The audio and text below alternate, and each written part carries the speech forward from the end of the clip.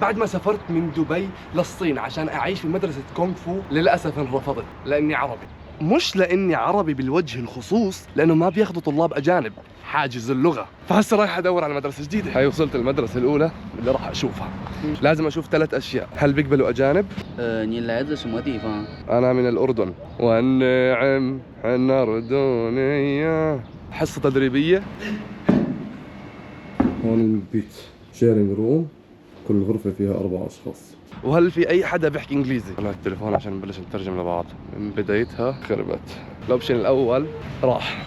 أنا بلشت أيأس من الصين. طلع وين الجبال وين جاي طاقع مشوار ودافع دم قلبي على السفرة. دخلت شفتها، بس يعني بقدر اقول لك انه اخر اوبشن ممكن اجي عليه. وبثانية واحدة بعد ما اليأس سيطر علي، في صوت رجع لي الامل. مدرسة عندها مترجم. ثانك يو سو ماتش. طلعوا قد ايه مبسوط. فتحت نفسي. شوفوا شوفوا شوفوا. لا لا لا لا مش هاد مش هاد. ولا هاد ولا هاد. شوفوا الفيو. واو واو واو واو واو. هاي اللي كنت اشوفها واحكي بدي اجي.